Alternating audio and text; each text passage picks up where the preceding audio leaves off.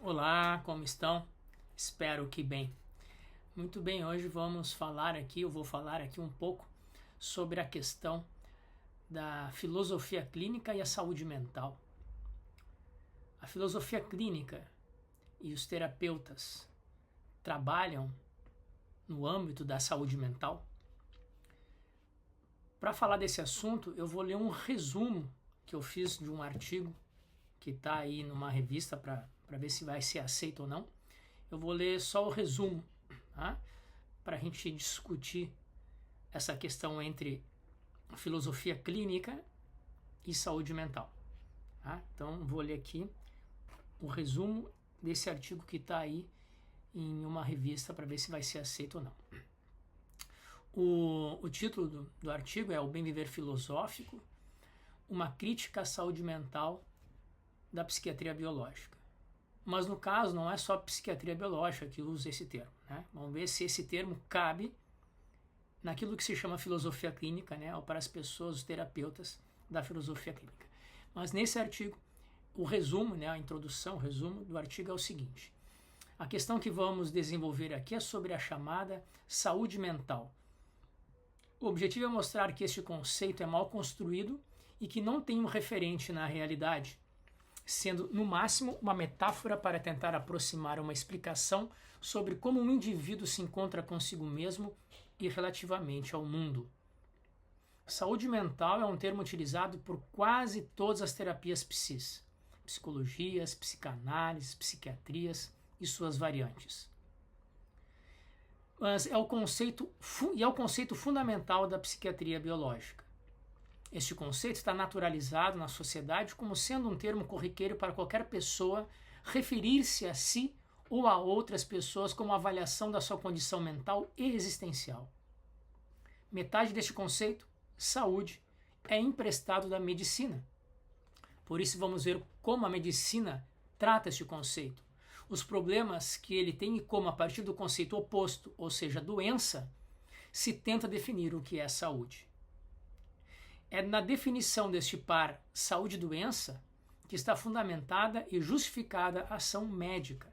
Portanto, se a psiquiatria quer ser médica, necessita colocar a condição humana dentro desses termos, pois somente a partir daí é que ela pode justificar a sua abordagem, a sua epistemologia e as suas intervenções com as chamadas drogas psiquiátricas. No entanto, o conceito par saúde e doença, que a psiquiatria empresta da medicina, não tem nenhum referente médico, biológico e científico quando aplicado ao comportamento humano, salvo em casos de lesão corporal evidente, como um afundamento no crânio, uma doença congênita, síndromes ou em uma parte do aparato cognitivo lesado. Mas nessas condições a questão deixa de ser psiquiátrica e passa a ser médica, portanto o seu livro base, Manual Estatístico de Doenças ou Transtornos Mentais, o DSM, não trata de nenhum transtorno ou doença propriamente dita. Como proposta, diríamos que a avaliação do comportamento humano tem que se dar por outros parâmetros e abordagens, as quais estão no ramo das chamadas ciências humanas. E uma vez dentro dessa perspectiva, não mais é necessário, inclusive é prejudicial, buscar qualquer outra metodologia que venha das chamadas ciências naturais, como a medicina, a biologia, a física, etc. O artigo aqui propõe modificar o conceito de saúde mental para a noção de bem viver humano, que vem da filosofia, pois assim ampliamos o espectro do que é apropriado e não apropriado para cada um na busca do que se queira chamar, dentro da particularidade de cada indivíduo, de felicidade, serenidade, tranquilidade ou alegria de viver. Bom, então já começamos problematizando a questão de saúde mental. As pessoas que usam esse conceito acham que estão fazendo alguma coisa boa. Estou lutando, estou defendendo a saúde mental, como se isso fosse alguma coisa boa, né? Quem é que não quer ter uma saúde mental? Quem é que não quer estar com a sua mente saudável? Como que se pode criticar esse termo? O problema é que, ao defender o termo saúde mental, a expressão saúde mental, estamos defendendo ao mesmo tempo, o conceito oposto de doença mental. E doença mental é uma metáfora. Não existe um referente na realidade. Porque a mente não pode estar doente. Porque ela não é um órgão. Ela não tem uma localização espacial, não se toca, não se mexe, não se aponta para uma mente. O que pode estar doente, que vem o conceito da medicina, é um corpo, é uma matéria. E não uma mente. Podemos entender doença mental, como já disseram muitos antes, como Thomas Szasz e vários outros, que não são só antipsiquiátricas, o próprio Michel Foucault falou isso, filósofo e outros de outras áreas, da própria psiquiatria. Só podemos nos referir à doença mental como uma metáfora, como um modo de falar, como quando a gente fala de uma economia doente, de uma relação doente. A gente sabe que uma sociedade doente é uma metáfora, é uma abstração. Sabemos o que queremos dizer quando usamos essa qualificação doente nessas expressões, mas sabemos também que o Papai Noel não fica doente, porque não existe Papai Noel. É uma metáfora, é uma figura de linguagem, né?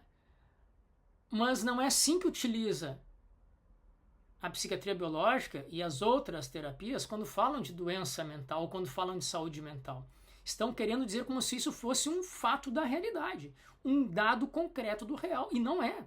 Não tem uma referência objetiva à expressão doença mental. Então, quando as pessoas usam, que defendem a saúde mental, querendo dizer que estão defendendo algo bom, não sei se estão pensando nisso ou não, estão automaticamente defendendo o seu oposto, que há uma doença mental. A mente pode estar desestruturada, a mente pode estar de várias formas sofrendo, né?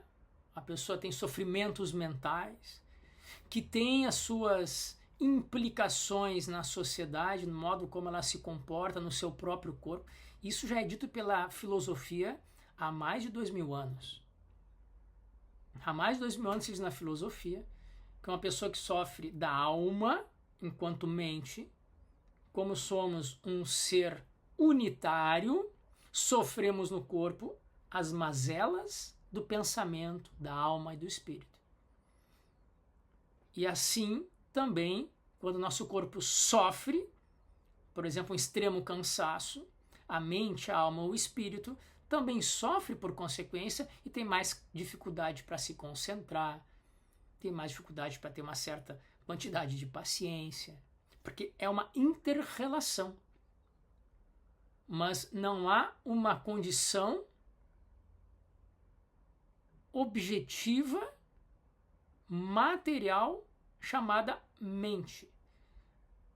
Mesmo que a gente, por questão de argumento, admita que a mente é um produto do corpo do ser humano, ainda assim não podemos definir o que é a mente em termos materiais.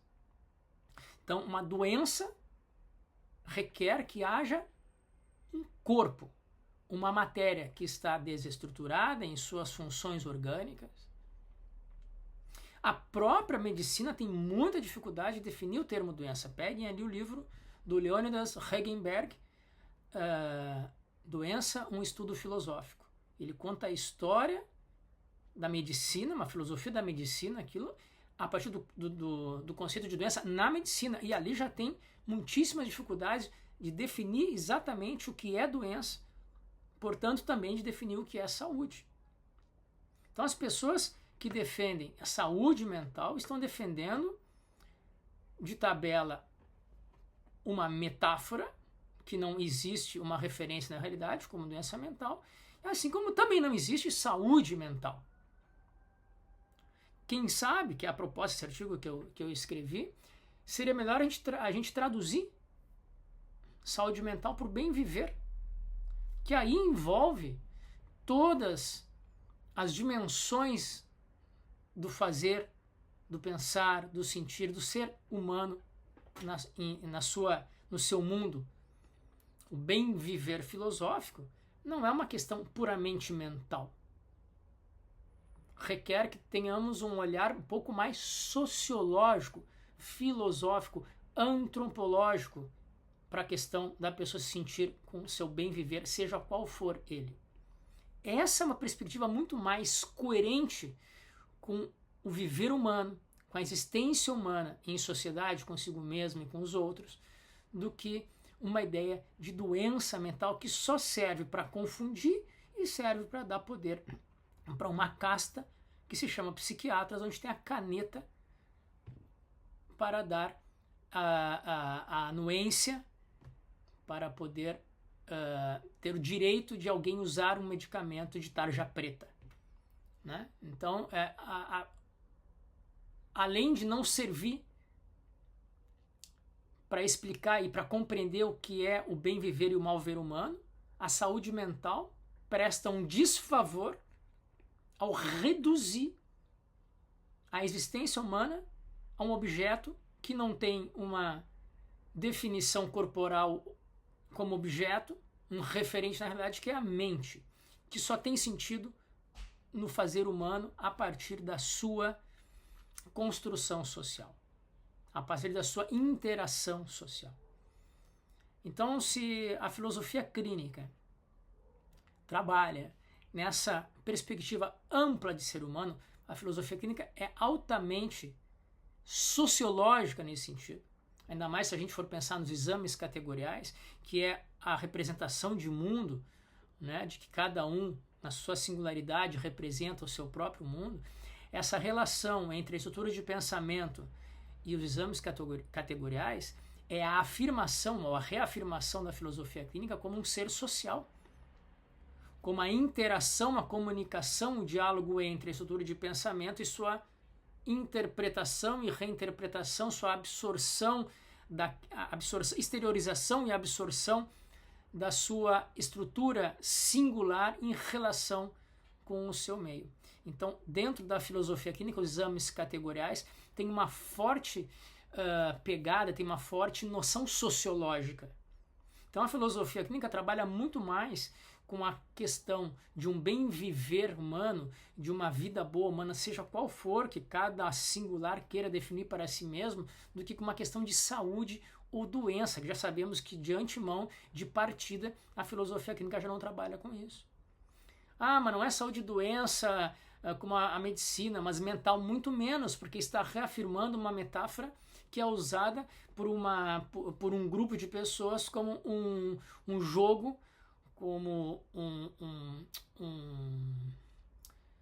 um poder, né? Como uma relação de poder para poder definir a identidade de quem sofre a partir de um livro metafórico que é o DSM, que só trata ali de metáforas. O que se fosse doença, alguma coisa ali, não estaria ali, estaria nos anais da medicina.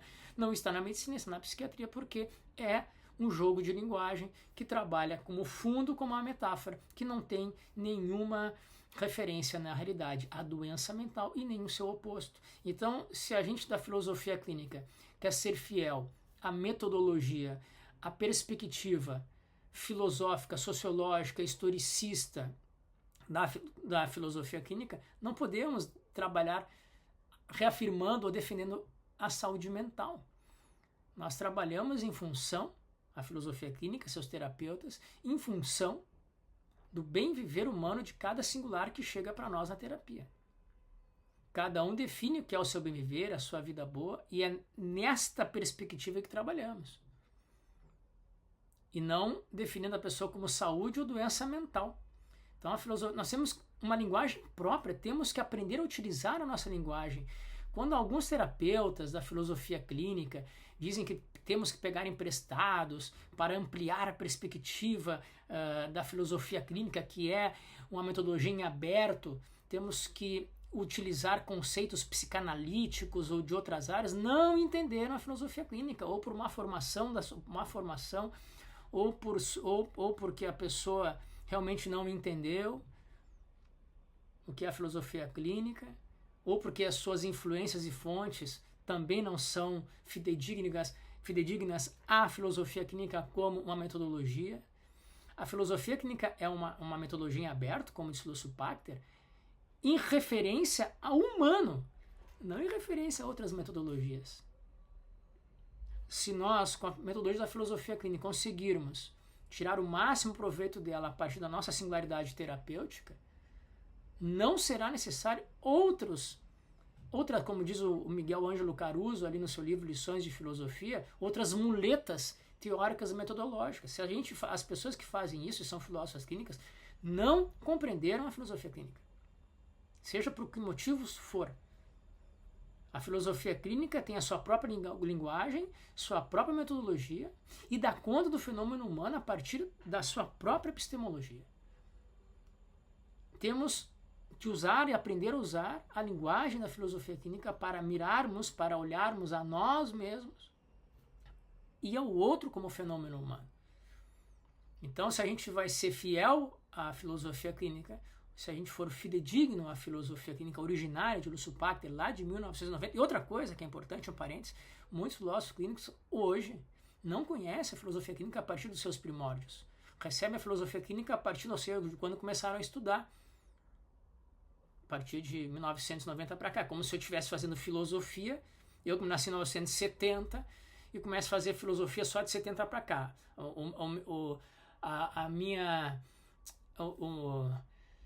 base histórica filosófica é do que vem de 70 para cá, mas imagina tudo que eu estou perdendo a partir de 70 para trás, de 2000 anos para trás, fora a filosofia oriental. Então, quer dizer, algumas pessoas fazem filosofia clínica, estudam filosofia clínica a partir do ano em que nasceram ou do ano em que receberam a sua formação, e infelizmente algumas formações não têm uma boa historicidade da própria filosofia clínica e não mostram o âmbito geral da filosofia clínica, que tem só 30 anos, poderiam muito bem ter olhar um pouco para trás e ver que a história da filosofia clínica originária tem respostas àquilo que elas começaram a estudar a partir de certa época.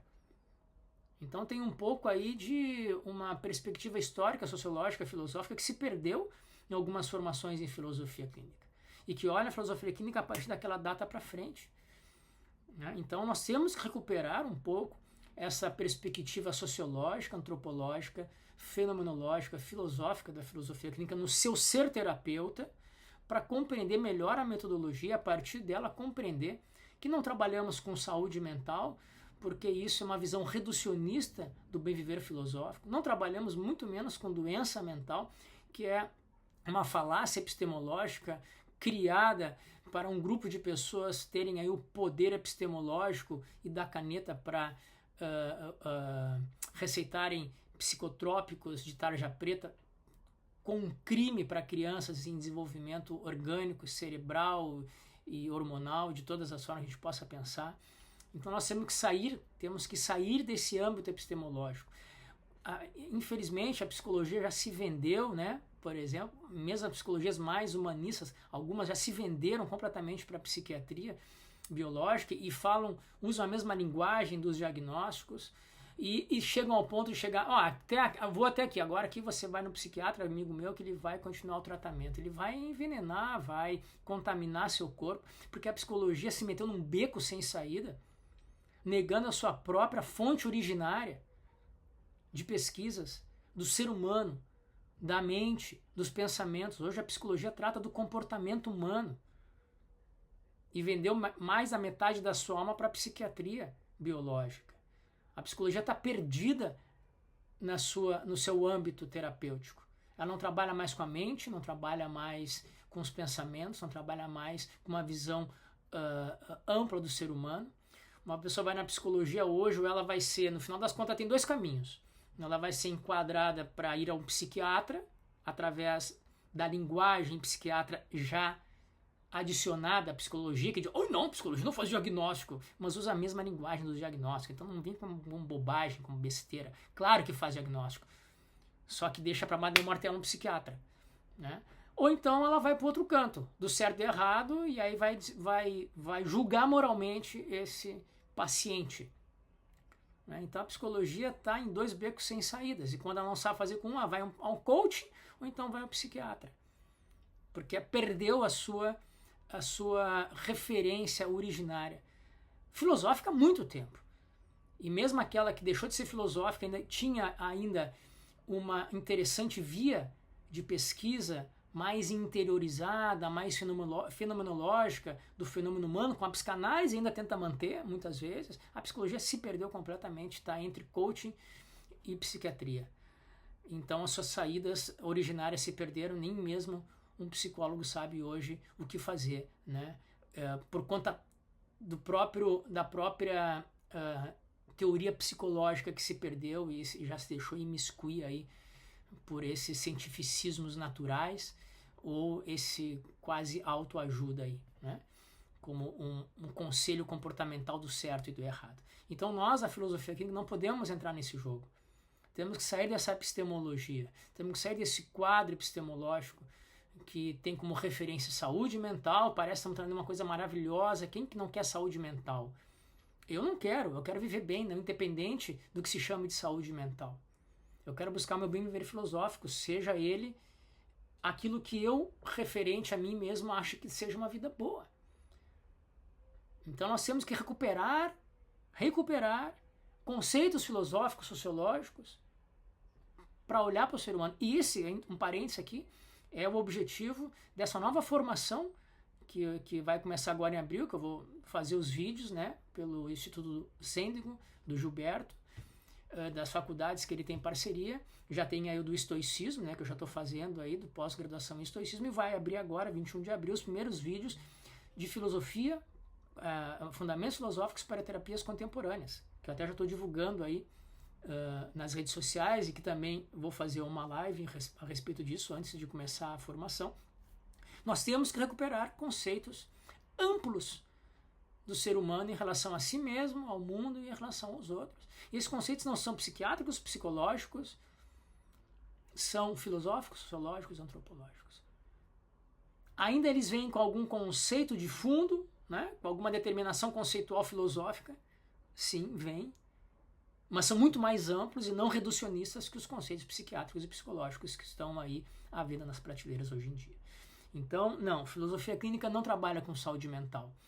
Um bom filósofo clínico originário, que conhece a história da filosofia clínica e compreende o que é uma filosofia clínica originária dos anos 90 de Urso Pachter, vai entender que nenhum tipo de determinação que venha dessas psicologias e psicanálises e psiquiatrias hoje em dia tem a ver com a linguagem, com a maneira que a filosofia clínica percebe o ser humano e sua vasta e complexa determinação para uma vida boa, determinação que o próprio singular vai dar para si mesmo.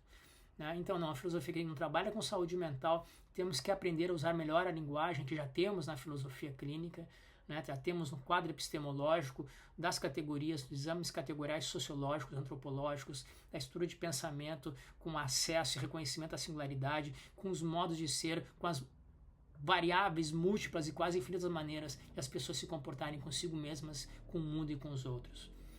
Não é necessário nenhum tipo de categorização ou etiqueta para que a gente possa dizer que estamos trabalhando para o bem do ser humano, né? Então não precisamos de categorias de saúde e doença mental. Trabalhamos em função do bem viver humano, seja ele qual for, para uma vida boa, seja ela qual for que o singular queira trazer para a terapia.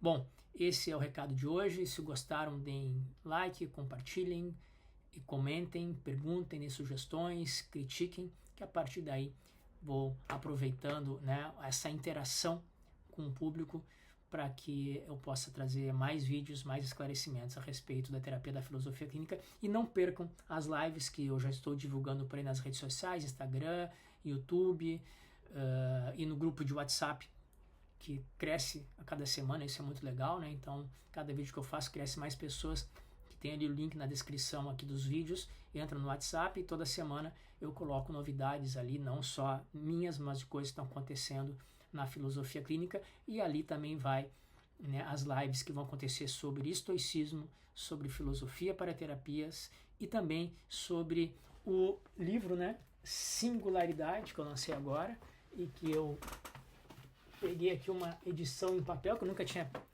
pegado antes, né, não tinha feito antes, e chegou para mim essa edição em papel, Singularidade em Filosofia Clínica, a Revolução das Terapias, né? Então, o pessoal do podcast não está vendo, mas eu estou mostrando aqui a capa do livro que eu lancei na Amazon, e vou fazer uma live também no dia, se não me engano, 10 de abril. As lives vão ser todas quintas-feiras. E se não me engano, dia 10 de abril, vou falar também sobre a singularidade em filosofia clínica. Inscrevam-se, participem, ajudem o canal a crescer, porque ele crescendo, quem mais ganha são vocês. Porque para mais pessoas eu consigo passar mais informação, mais diálogo, mais interação temos.